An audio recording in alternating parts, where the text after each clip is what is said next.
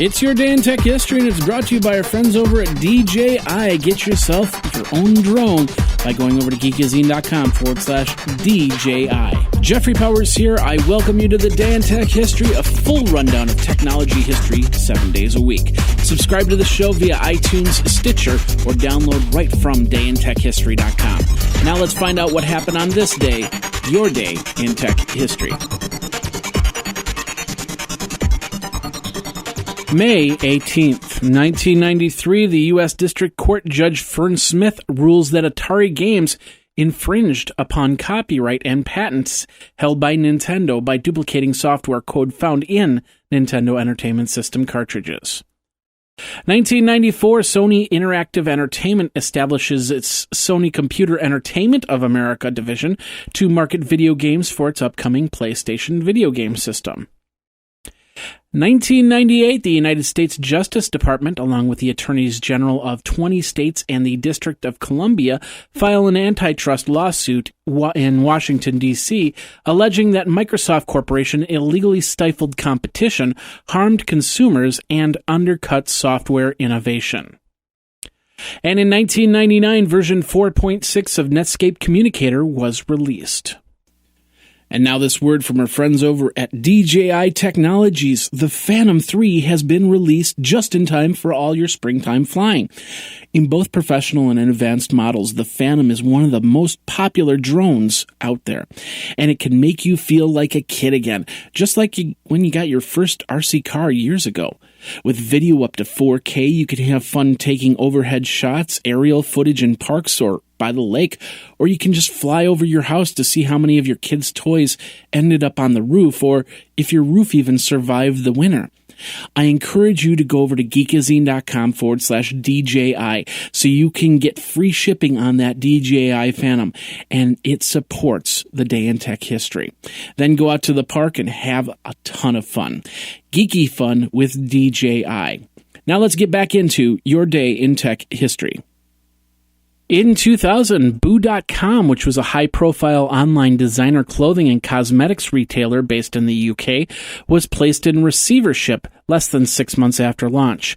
Analysts attribute the company's poor sales and poor design to its failure. 2001, DreamWorks released the animated comedy Shrek to 3,587 U.S. theaters. It would go on to become the first film to win an Academy Award for Best Animated Feature. Produced on a budget of $60 million, the film would gross $42 million domestically in the opening weekend and $487 million in the course of its theatrical run. 2002, the match between chess grandmaster Mikhail Gurich and the IBM computer Junior 7 in Greece ended with Junior winning 3 wins and 1 draw. 2004, the NASA Cassini-Huygens space probe enters into the orbit of Saturn, at which point the gravitational pull of the planet overtakes the influence of the sun.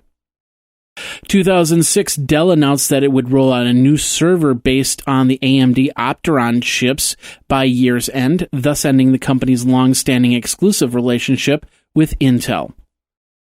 2007, Disneyland and Walt Disney World launched 10 wireless internet hotspots scattered throughout the park's attractions.